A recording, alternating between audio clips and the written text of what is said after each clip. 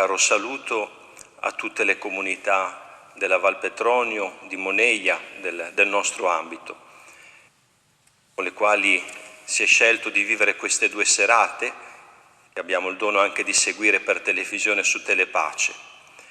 Un caro saluto anche a tutti gli amici e le amiche che forse ci stanno anche ascoltando oltre il nostro territorio. Ci tenevamo a dire il senso di queste 2 serate che appunto le nostre comunità hanno scelto come semplice percorso di ascolto, di preghiera in vista dell'Avvento. La scelta è di darci 2 serate in cui riprendere in mano il Vangelo di Marco, che ci è consegnato quest'anno, sulla scia dell'invito del convegno diocesano, nel quale abbiamo ascoltato la bella relazione di Rosanna Virgili. Abbiamo scelto 2 icone, 2 brani di questo Vangelo, uno lo ascolteremo stasera, il prossimo, il 14 dicembre, nella chiesa di Santa Croce di Moneglia, dove ci accompagnerà l'ascolto di Don Stefano Giupponi. Ancora grazie, viviamo questa serata insieme. Possiamo partecipare anche da casa, avremo i testi delle preghiere che potrete vedere in sovraimpressione sullo schermo. Nel nome del Padre, del Figlio e dello Spirito Santo. Amen.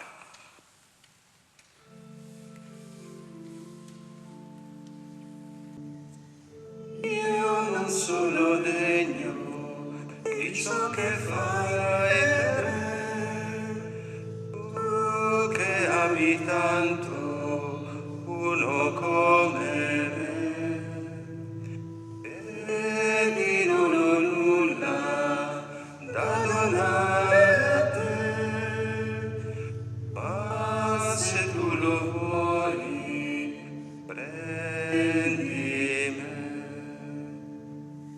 Sono come la polvere alzata dal vento, sono come la pioggia piovuta dal cielo, sono come una canna spezzata dall'uragano. Se tu, Signore, non sei con me, io non sono degno di ciò che fai per me, tu che ami tanto uno come me, e non ho nulla da donare a te, ma se tu lo vuoi prendi me. Contro i miei nemici tu mi fai forte, io non temo nulla e aspetto la morte. Sento che sei vicino e che mi aiuterai, ma non sono degno di quello che mi dai. Io non sono degno di ciò che fai per me, tu che ami tanto uno come me, ed io non ho nulla da donare a te, ma se tu lo vuoi prendi.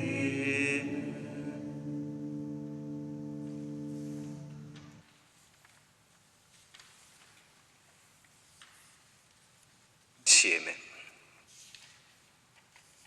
O Dio, facci uscire dalle tenebre verso la luce. Rischiara il nostro cuore con la conoscenza. Dacci la luce dalla quale saremo guidati verso di te.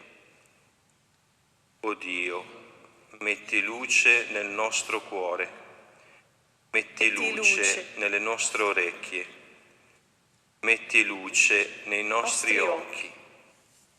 Metti luce nella nostra bocca. Metti luce alla nostra destra. Metti luce alla nostra sinistra. Luce sopra di noi, luce sotto di noi. Luce davanti a noi, luce dietro di noi. Metti luce nella nostra anima. Inondaci di luce, dilata il nostro cuore e aiutaci a vivere bene. O Dio, ti preghiamo, metti luce nella nostra vita, luce nella nostra morte, vi sia luce nelle nostre tenebre e nel giorno della resurrezione.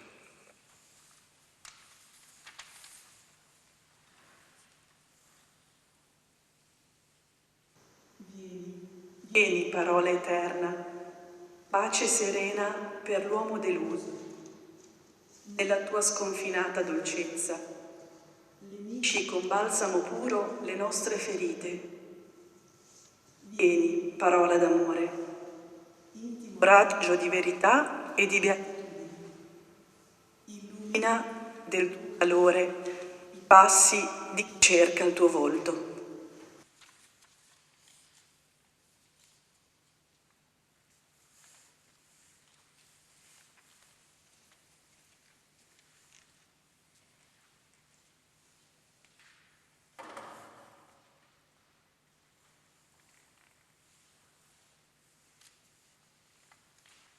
Dal Vangelo secondo Marco. Intanto giunsero all'altra riva del mare, nella regione dei Gerazeni. Come scese dalla barca, gli venne incontro dai sepolcri un uomo posseduto da uno spirito immondo. Egli aveva la sua dimora nei sepolcri e nessuno più riusciva a tenerlo legato, neanche con catene, perché più volte era stato legato con ceppi e catene, ma aveva sempre spezzato le catene e infranto i ceppi, e nessuno più riusciva a domarlo. Continuamente, notte e giorno, tra i sepolcri e sui monti, gridava e spercuoteva con pietre. Visto Gesù da lontano, accorse, gli si gettò ai piedi e urlando a gran voce disse: «Che hai tu in comune con me, Gesù, figlio del Dio Altissimo? Ti scongiuro, in nome di Dio, non tormentarmi». Gli diceva infatti: «Esci, spirito immondo, da quest'uomo». E gli domandò: «Come ti chiami?» «Mi chiamo Legione», gli rispose, «perché siamo in molti». E prese a scongiurarlo con insistenza perché non lo cacciasse fuori da quella regione. Ora c'era là sul monte un numeroso branco di porci al pascolo, e gli spiriti lo scongiurarono: «Mandaci da quei porci, perché entriamo in essi». Glielo permise. E gli spiriti immondi uscirono ed entrarono nei porci, e il branco si precipitò dal burrone nel mare. Erano circa 2000, e affogarono uno dopo l'altro nel mare. I mandriani allora fuggirono, portarono la notizia in città e nella campagna, e la gente si mosse a vedere che cosa fosse accaduto. Giunti che furono da Gesù, videro l'indemoniato seduto, vestito e sano di mente, lui che era stato posseduto dalla legione, ed ebbero paura. Quelli che avevano visto tutto spiegarono loro che cosa era accaduto all'indemoniato e il fatto dei porci. Ed essi si misero a pregarlo di andarsene dal loro territorio. Mentre risaliva nella barca, colui che era stato indemoniato lo pregava di permettergli di stare con lui. Ma non glielo permise, ma gli disse: va nella tua casa dai tuoi, annunzia loro ciò che il Signore ti ha fatto e la misericordia che ti ha usato. Egli se ne andò e si mise a proclamare per la Decapoli ciò che Gesù gli aveva fatto, e tutti erano meravigliati.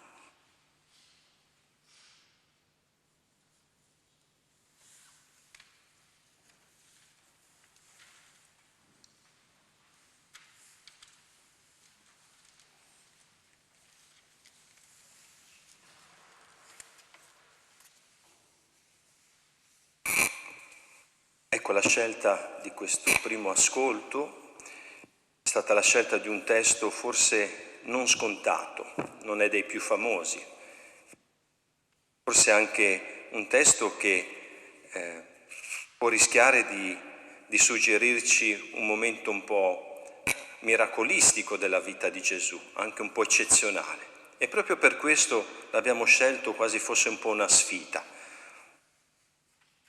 Vogliamo ascoltare questi testi, il testo di Marco, proprio per raccogliere da queste righe, da questi racconti, una lettura, un discernimento, un'intelligenza per questo nostro tempo. Anche questo non è un testo da leggere in modo miracolistico, che è il rischio che noi abbiamo di fronte a quelle pagine del Vangelo dove si parla di fragilità, di malattia, di demoni, come qui in questo testo. Non una lettura miracolistica che tanto ci affascina, vorremmo tutti il miracolo di un vaccino domani, neanche di una lettura moralistica, scacciare via i demoni, il compito di Gesù è farci passare da cattivi a buoni, neanche una lettura semplicemente sanitaria, ha guarito una persona malata. Quello che ci sta giustamente tanto a cuore in questo tempo, in questi giorni. Sempre il Vangelo ci consegna uno sguardo, una lettura divina della storia. E noi proviamo a scovare questo anche stasera. Ci offre sempre un tratto del volto di Dio e soprattutto ci vuole offrire un discernimento sull'oggi. Cogliere alcuni nodi della nostra umanità, forse dell'umanità di sempre. Ma anche aiutarci a leggere le nostre attuali risposte, le risposte che noi solitamente diamo alle situazioni, ai problemi, e forse indicarci però anche delle risposte nuove, o meglio, forse indicarci degli orizzonti nuovi, dei passi possibili. Marco, in questo racconto, in questo incontro che Gesù fa nella sua vita con questo uomo indemoniato, ci consegna appunto una lettura sapiente, teologica. Non è semplicemente una cronaca. Faccio un esempio. Gli studiosi ci dicono che Marco ambienta questo testo a 50 km, regione dei Geraseni, più o meno dal lago di Galilea, anche se il testo chiama mare, ma noi sappiamo che è il lago di Tiberiade di Galilea. Se prendiamo il Vangelo di Matteo, lo colloca più nella città di Gerasa, che è a 10 chilometri. Anticipo una cosa, è inverosimile che una mandria di porci corra per 50 chilometri e si vada a cacciare in mare. Capiamo che qui Marco ci sta dicendo un'altra cosa importante. Qual è questa cosa importante? Che Gesù qui va in terra pagana perché questo è il mare e quella salvezza, quella cura che era riservata al popolo di Israele nell'Antico Testamento, ricordiamo, no? Il popolo di Israele liberato Egitto, con Gesù questa liberazione, questa cura di Dio è per tutti. è per la terra pagana, dove pagana non va inteso quelli solo che non vengono in chiesa o chissà quali. Vorrei dire, oggi forse è un tempo pagano, ma non perché è consumistico, perché non si va più in chiesa, pagano perché è un tempo difficile, dove facciamo fatica a cogliere la presenza di Dio, la vicinanza di Dio. Pagano nel senso che è meno evidente a volte la presenza del Signore. È una terra che a volte ci pare lontana, distante, faticosa. È la terra della domanda, dell'incertezza, del lutto. Questa è la terra pagana e oggi è un pezzo di storia così. E capite che oggi Marco ci sta dicendo che in questa terra, che in questo pezzo di storia Gesù ci viene incontro. Provo a sottolineare alcuni tratti in questo testo molto ricco. La prima sfumatura è proprio l'inizio. Intanto giunsero all'altra riva del mare nella regione dei Geraseni. Giunsero Gesù e i discepoli. Ma è interessante che subito dopo Marco fa un salto. Come scese dalla barca, gli venne incontro dai sepolcri un uomo posseduto. Giunsero all'altra riva tutti i discepoli e Gesù, ma scende dalla barca solo Gesù. E qui c'è una cosa bella, credo che bella ma anche molto, credo, severa nei nostri confronti, che Marco vuole dirci. In tutto questo episodio i discepoli non compaiono più, quasi dimenticati. Forse a dirci, Marco, la fatica dei discepoli ad andare in questa regione pagana. Lo sappiamo bene, i discepoli, sappiamo bene in Pietro per esempio, la fatica ad accettare che Gesù è per tutti, non solo per loro, non solo per Israele. Non sarà anche la nostra fatica di oggi.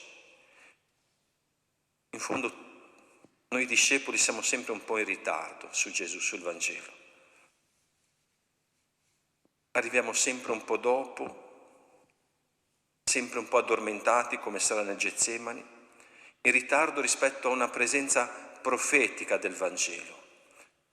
Ecco, io credo che questa, ad esempio, sia una prima consapevolezza che dovremmo recuperare come Chiesa e che credo ci dia un po' fastidio. La fede, il nostro cammino bello, autentico, la nostra frequenza ai sacramenti non ci garantiscono di essere anche presenze profetiche, non ci garantiscono di essere una luminosa testimonianza evangelica. E mi pare che lo sperimentiamo sulla nostra pelle proprio in questi mesi, che noi siamo dentro, in mezzo a questa folla di incertezze, di paure, di protesta, di rabbia, di insofferenza, di poveri, di bisognosi. Anche noi abbiamo bisogno di capire, di imparare, anche noi non siamo esenti da incertezze e paure. Cioè noi cristiani, noi discepoli, non siamo quelli che sanno e hanno la risposta, che sanno come fare, oppure, come mi pare a volte rischiamo di fare, di difendere gli spazi, i tempi sacri, la messa, le chiese, il catechismo. Noi siamo in mezzo, mischiati a questa umanità, certo con una lampada accesa, la stessa che è qui, davanti a quest'altare, la lampada accesa del Vangelo. Direi la lampada accesa della grande speranza che c'è un Dio che non ci abbandona, dell'assoluta fedeltà di Dio. Questa è la lampada che, non gridandola, ma con ferma e silenziosa, vorrei dire fierezza, dovremmo portare. Capiamo che questa lampada non ci sottrae appunto dalla paura e dall'insicurezza. Mi permetto di dare due nomi a questa luce, a questa lampada. Essere dentro anche noi, dentro questo tempo della pandemia, dentro la fatica della perdita del lavoro, del come fare andare avanti col lavoro, ma anche nella pastorale, pensiamo nell'educazione. E farlo però con queste due grandi luci che ci vengono appunto dal Vangelo. E le chiamo così, due luci che ci aiutano ad allargare gli orizzonti, in due sensi. La prima luce è il Vangelo che ci aiuta a vivere le situazioni, le nostre responsabilità, i nostri legami, i nostri affetti, allargando l'orizzonte dal mio al noi, all'altro.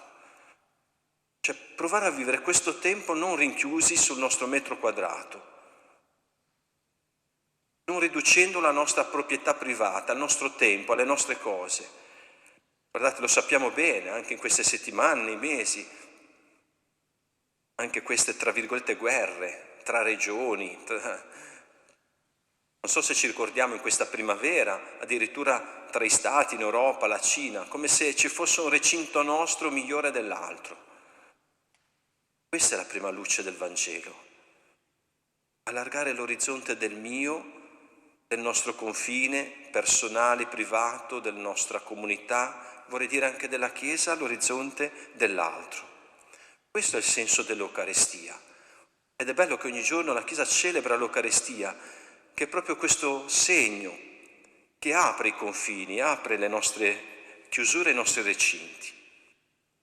Ma poi l'altra grande luce che ci offre il Vangelo, che noi dobbiamo tenere nelle nostre mani, è la luce che ci porta ad allargare l'orizzonte del qui ora alla dimensione dell'eternità, cioè la dimensione profonda del mistero. Vivere pienamente nell'oggi, nei problemi di oggi, cercare anche di risolvere per quanto possiamo i problemi, ma con uno slancio, uno sguardo verso l'eternità, cioè animati dalla speranza. E anche qui mi sembra che tante volte le nostre vite, e forse anche le vite delle nostre comunità cristiane, rischiano di fermarsi all'orizzonte del bisogno immediato, della risposta immediata, della finitezza delle cose, del consumare.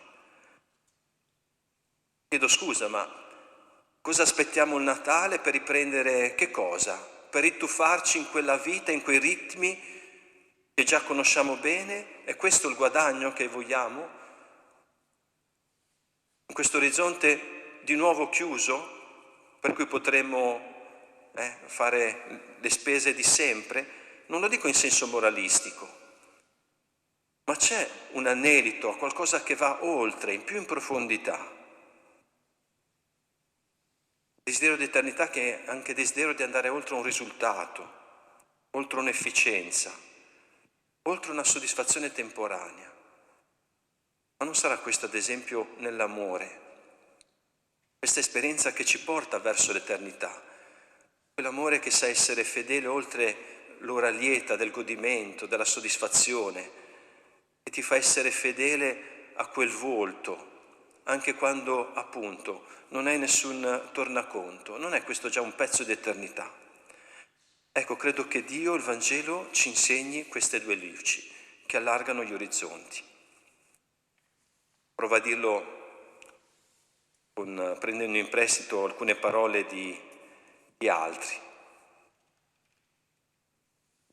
Scrive Oderlein, questo scrittore e questo compositore tedesco: abituerò il mio cuore al suo orizzonte più lontano. Abituare il nostro cuore, il nostro sguardo, la nostra intelligenza, i nostri pensieri al nostro orizzonte più lontano, non a quello dell'oggi, non a quello della mia casa, del mio tempo, delle mie cose, un orizzonte più ampio. E poi c'è un bellissimo verso di Pablo Neruda che cita l'arcobaleno. Da più di un anno la nostra comunità custodisce questo arcobaleno nella nostra Chiesa, con questa parola del Genesi che è quasi profetica: e Dio vide che era cosa buona.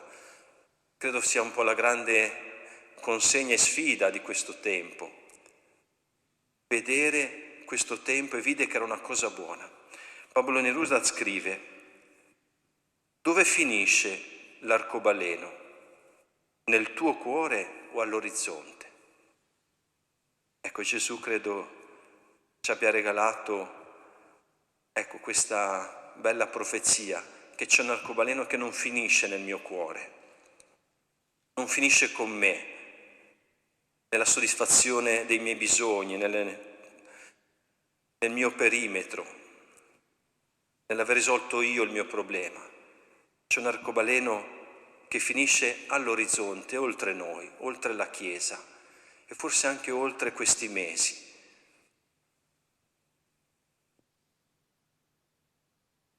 Ecco, questo era un po' il primo passaggio di questo testo.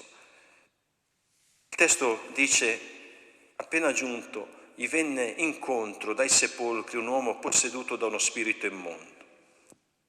È interessante perché capiamo che come Marco ci descrive questa persona è proprio un groviglio di luci e ombre, vorrei dire anche di contraddizioni. È un uomo posseduto, ma ascoltiamo che desidera andare incontro a Gesù. C'è un desiderio bello, di libertà, ma di andare incontro a un volto diverso. E nonostante questo porta in sé tutta la sua oppressione, la sua sofferenza, la sua oscurità. C'è un desiderio di uscire dai sepolcri di quest'uomo. E vorrei leggere come il desiderio nostro di cambiamento, di una possibilità nuova, di scrivere una pagina nuova. Lui che si teneva distante dagli uomini ed era tenuto distante dagli uomini. Gli uomini come nemici. E quest'uomo si sente però irrimediabilmente attratto da Gesù. E qui pongo una domanda. Ma il nostro desiderio è quello di tornare indietro come prima, ritornare a ciò che eravamo, appunto, arriviamo al Natale, riprendiamo in modo compulsivo a vivere il nostro tempo come facciamo? O c'è il desiderio anche di pensieri, di sguardi, atteggiamenti nuovi? Rimaniamo con i nostri stessi istinti di accaparramento, di arrivare prima degli altri? Le priorità sono rimaste invariate? Cito perché mi ha colpito, scusate l'esempio non nobile, ma qualche giorno fa quella notizia, chiaramente di poco conto, ma credo molto indicativa, quel giorno in cui, adesso faccio pubblicità, ma in una catena famosa di supermercati erano vendute delle scarpe, le sneakers, e nel giro di 2 ore in tutta Italia in questi negozi erano scomparse, c'era la gara, la corsa a comprare queste scarpe. È questa l'uscita dai sepolcri che tutti desideriamo? Quali parole, gesti, vorrei dire sfumature, ma anche ritmi differenti della nostra giornata, della nostra vita, dei nostri legami, stiamo provando a riscoprire. Lo dico anche nella pastorale, nell'educazione, nel nostro rapporto con Dio. C'è un uomo posseduto, non libero, posseduto dal demonio. E anche qui non leggiamo in chiave esoterica. Ci sono veramente sentimenti, rabbie, paure, voglia di controllo, di avere la sicurezza, che veramente tengono ingabbiata la nostra parte migliore. Ci tengono ingabbiati, ci posseggono. Il testo dice ceppi e catene. Ceppi e catene erano usati per gli schiavi, in particolare per i prigionieri di guerra, fatti schiavi. È interessante. Qui il Vangelo Marco è molto forte, dirci sono delle realtà che veramente ci posseggono come degli sconfitti in una guerra, ridotti a schiavi. Ci viene detto che quest'uomo si era liberato da questi ceppi e catene, ma vedete qui la contraddizione, si è liberato, si è ribellato, ma il testo ci racconta che notte e giorno lo passava nei sepolcri, urlando e a volte percuotendosi con le pietre. Mi sembra una figura proprio plastica di quello che rischiamo noi, liberi perché ci ribelliamo con la violenza, protestiamo. Abbiamo raggiunto delle libertà, voglie di libertà, ma mi chiedo, voglie di libertà o desiderio di diventare persone libere? Non è la stessa cosa. Anche noi forse oggi desideriamo ribellarci a questo tempo che ci vede ancora un po' rinchiusi con le mascherine, ma credo che ci debba essere questa domanda, credo, che ci faccia bene, su quale libertà? C'è una libertà o ci sono delle libertà che però non ci rendono belli. Vorrei dire che rischiano di abbruttirci, perché comunque ci isolano dagli altri. Io faccio adesso quello che voglio io. Sì, è una libertà, ma mi chiedo, la nostra umanità rischia di rimanere brutta, di rimanere isolata, di rimanere violenta, di non costruire. E anche qui mi chiedo quanto io, ma anche le nostre comunità, stiamo uscendo dal sepolcro dell'individualismo, di una libertà intesa in senso veramente privatistico. Uscire da quel sepolcro che è ad esempio quella utopia, quella folle ricerca di sicurezza, che ci dà un'identità chiusa, di chi ad esempio la pensa come noi. Ecco, mi pare che ci sono ancora questi sepolcri. Il sepolcro, e concludo quest'altro passaggio, evoca sempre una situazione di clandestinità e di oppressione. Forse a dirci quell'uomo ha conquistato delle libertà, delle voglie di libertà, ma rimane qualcosa di clandestino nel nostro cuore. Rimane qualcosa di sepolto e di nascosto. Cosa sta rimanendo clandestino nella nostra vita? A cosa non sto dando diritto di cittadinanza dentro di me? Bello Gesù. Gesù fa due cose belle di fronte a quest'uomo. Quest'uomo che si ribella poi, va incontro a Gesù, ma poi dice: che vuoi da me? Come a dire, mi interessa la libertà, ma a me non chiedere nulla. Come dire, è la responsabilità degli altri.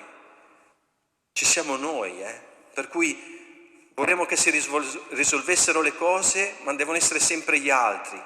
Dio, il governo, il mio vicino. Mettiamoci chi vogliamo. Una libertà che pretende dagli altri, che evoca e pretende diritti, ma una libertà che fa fatica ad impegnarsi per gli altri. Una libertà che impegna, non la vogliamo. Che vuoi da me? E qui Gesù, dicevo, fa due cose molto belle. Taci, esci da costui. Per Gesù la libertà passa sempre attraverso un cambiamento del di dentro. È un'uscita innanzitutto non dai sepolcri, ma da quel profondo che ci portiamo dentro, da quella violenza che ci opprime dentro di noi. C'è un lavoro di discernimento che oggi dobbiamo compiere innanzitutto dentro di noi, che riguarda il nostro di dentro. Ed è bello perché Gesù intravede questa possibilità, questa uscita, prova a esprimerla così. È come se Gesù ci chiedesse di mettere in gioco la nostra miglior cosa possibile. Ecco, non so, indico come una possibile pista. Se oggi a livello personale, di comunità, nei nostri legami, nella nostra famiglia, provassimo nelle cose più semplici e quotidiane a tirar fuori la nostra miglior cosa possibile. Nel lavoro, sono insegnante, sono medico, sono prete. La miglior cosa possibile che posso fare in quel momento, per rispettare l'altro, nella gentilezza, nelle mie competenze, nel sostenere una fragilità. Credo che tutti aspettiamo il tempo del vaccino, ma io mi chiedo quanto stiamo investendo nella qualità bella delle nostre persone, quanto tempo, dedizione, energie stiamo mettendo e sto mettendo per pensare in modo creativo e aperto, guardare le cose con sguardo non ferito, arrabbiato, ma cordiale, paziente e profondo. E poi Gesù fa quella domanda: come ti chiami? Forse l'ho già accennato. Gesù ci invita sempre a dare nome ai nostri ceppi, alle nostre catene, ai nostri sepolcri.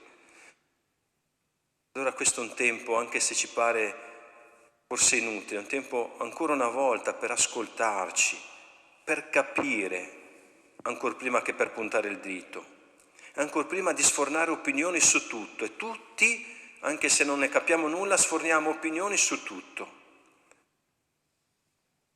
Forse è tempo di capire,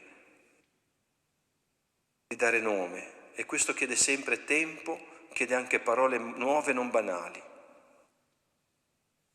Sintetizzo così: forse oggi c'è bisogno della bella profezia di una cordialità dialogante, cioè del tenere insieme tante differenze, tante sfumature, tante sensibilità, e provare a farlo senza violenza, senza rabbia, ma con la giusta serenità, e soprattutto con un forte invito a partire da noi a relativizzare, non nel senso di non considerare importante la nostra fede, Dio, no, ma relativizzare vuol dire mettere sempre in relazione e riconoscere soprattutto che c'è sempre una dignità nei nostri mondi diversi, per quanto diversi siano, e su questo non dobbiamo abdicare. Qualunque cosa ci accada, noi dobbiamo tenere sempre alto, difendere, prenderci la massima cura del nome di ognuno, del nostro ma anche di quello dell'altro, del nome di ogni diverso, di ogni piccolo, di ogni fragile. Credo che questo, ad esempio, sia già un primo passo di grande liberazione e guarigione. Salto il commento sui porci, dico solo che anche qui non è una cosa magica, Questo animale è per la cultura ebraica il simbolo di impurità, non potevano essere allevati e mangiati, quindi il fatto che Marco li citi è per sottolineare che questi demoni, queste forze oscure ci rendono impuri. Saltiamo perché non voglio dilungarmi e soprattutto perché ci tengo a concludere con ultimi due passaggi. Il fatto che i porci poi vadano in mare, l'ho già detto, è inverosimile che compiano 50 chilometri. Credo che il messaggio sintetico di questa scena è che il Vangelo Gesù ci dice che è Signore del male, per quanti siano, legione, siamo molti. Non c'è oscurità, non c'è dolore, non c'è ombra, non c'è paura, verso la quale l'uomo, illuminato dal Vangelo, non possa, uscire fuori. Noi siamo chiamati a essere signori delle nostre oscurità. Ma concludo con gli ultimi due particolari. Innanzitutto, la gente avrebbe dovuto essere contenta che quest'uomo fosse tornato un uomo libero, ma soprattutto pieno di dignità, calmo, seduto, vestito. Invece il Vangelo ci fa capire: essi si misero a pregarlo di andarsene dal loro territorio. Che strano. Qui ci sono due cose, secondo me, preziose. Innanzitutto che c'è una libertà che quando ci chiede un prezzo, lì sono 2000 porci che vengono, una mandra che viene perduta, mi sembra simbolico, come dire, quando la libertà ci chiede un prezzo caro, facciamo fatica. Quella libertà non la vogliamo. Una libertà che mi garantisca, sì, ma una libertà che mi impegni e che chieda a me di espormi e chieda un prezzo mi spaventa. Ma io chiedo: che libertà è? Una libertà che non ha nulla da chiedermi. Che amore è? Un amore che non mi chiede nulla, che non mi chiede di offrire qualcosa, di impegnarmi, di mettere da parte alcuni miei mondi. Che amore è? Ma il secondo tratto, e credo questo veramente rivoluzionario, è che Gesù di fronte ai demoni si mostra forte e deciso, risoluto, ma nei confronti della libertà dell'uomo, della nostra libertà, Gesù si mostra debole. Qui Gesù non oppone resistenza, vince i demoni, legione, ma di fronte all'invito di andarsene, Gesù non protesta, non alza la voce. Gesù non oppone resistenza, risale sulla barca. E questo, guardate, credo che sia uno di quegli stili di Gesù di cui dovremmo veramente essere orgogliosi, perché è lo stile di tutta la sua vita. Dio prende molto sul serio la nostra libertà, al punto che si ferma di fronte ad essa. Non usa la sua potenza per costringerci, mai, né per venire in chiesa, né per accedere ai sacramenti. Non ha costretto Pietro, non ha costretto Giuda. Gesù si inchina di fronte alla nostra libertà, anche se questa vuol dire rischia di portarci alla dannazione. Gesù qui è debole, ma in realtà è forte nello stesso tempo. È forte perché non ha bisogno di dimostrare la sua potenza. Quando io ho bisogno, e quando anche noi come comunità, come Chiesa abbiamo bisogno di dimostrare che siamo liberi, vuol dire che in realtà siamo veramente fragili. C'è un verso di Paul Celan bellissimo. Credo lo scriva pensando a Dio. Tu ci deponi liberi. Credo che sia una di quelle parole che dovremmo mai perdere di fronte a Gesù. Tu ci deponi liberi. L'amore ci depone liberi. Un volto che amiamo e che ci ama ci depone liberi. Se non ci depone liberi non è amore e non è Dio. Concludo. Mentre risaliva nella barca, colui che era stato indemoniato lo pregava di permettergli di stare con lui. Bello. Questo povero indemoniato chiede forse la cosa più bella, quella che chiedono tutti i discepoli, di stare con Gesù. Forse è la stessa cosa che Gesù, lo leggiamo nei Vangeli, no? Scelse i 12 perché stessero con lui e pensiamo che questo sia la meta. Gesù qui ci sorprende, ma come fa altre volte, lo fa anche col paralitico, col lebbroso, gli dice torna a casa tua. E qui sono contento, e permettetemi questa espressione onorata, di concludere con un'espressione di un carissimo amico che ha avuto il dono insieme a tanti amici e confratelli preti di conoscere e di stimare, un grande uomo, un grande prete, un grande amico del Vangelo, che è Don Bruno Maggioni, biblista che è mancato proprio qualche giorno fa, prete della diocesi di Como. Tanti miei amici preti credo ricordino questa sua espressione proprio commentando questo testo del Vangelo. Lui diceva: Gesù se n'è andato, ma ha lasciato il disturbo. Mi sembra bellissimo. Non sarà forse questa la consegna, l'invito che oggi il Signore ci fa in questo tempo? Lui se n'è andato, non c'è, ma a noi dice di tornare a casa, tra la nostra gente, nelle nostre città, nelle nostre parrocchie, ai nostri legami, tornare da persone libere per proclamare il disturbo del Vangelo, quel disturbo che è stata la ragione per cui la gente ha mandato via Gesù. Ecco, noi siamo coloro che lasciano il disturbo del Vangelo nella storia. Credo che il compito oggi non sia quello di sbandierare con, vorrei dire, a volte supponenza o con presunzione la verità di Dio, ma tornare proclamando appunto il disturbo del Vangelo. E questo testo ce lo dice chiaramente, non il disturbo della protesta, della violenza o del grido della prepotenza, ma il disturbo delle cose belle, di sguardi e pensieri differenti, luminosi, il disturbo della cura e dell'ospitalità, il disturbo di una resilienza nella gratuità e nella giustizia. Ecco che veramente ciascuno di noi, le nostre comunità, possano, da persone libere, essere questo disturbo.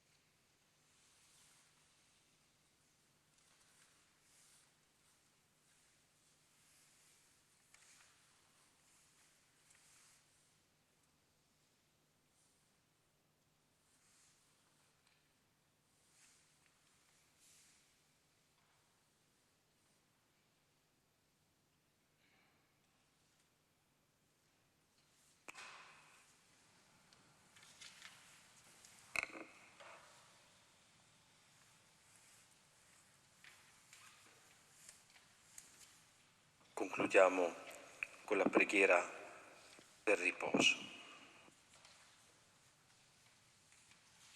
Il Signore ci sostenga lungo tutto il corso della nostra giornata, fino a quando le ombre si allungano e cala la sera, e il mondo affaccendato ritrova il silenzio, e la febbre della vita è superata, e il nostro lavoro è compiuto. Allora, nella sua misericordia, il Signore ci conceda una dimora sicura, e un riposo santo, e infine la pace. Amen. E su tutti noi scenda la benedizione del Dio buono e misericordioso, Padre, Figlio e Spirito Santo. Amen.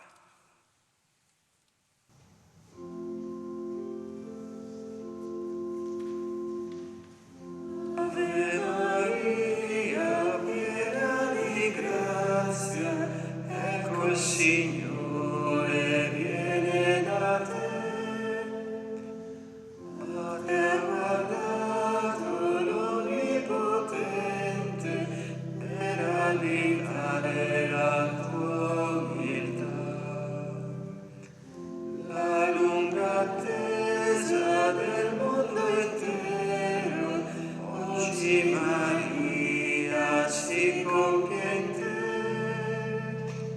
Sei benedetta tu fra le donne, e benedetto il figlio tuo. Santa Maria, Madre di Dio, Madre di pace e di fedeltà, accogli tutti come tuoi figli, adesso prega tu per noi.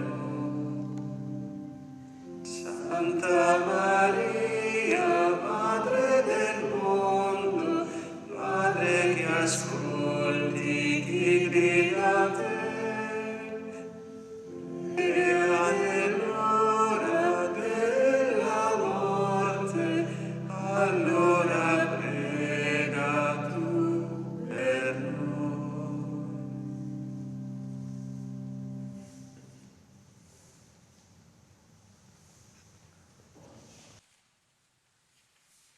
Grazie a tutti voi, a tutti coloro che da casa hanno partecipato e pregato insieme con noi, a chi ci ha aiutato questa sera nella preghiera e nel canto.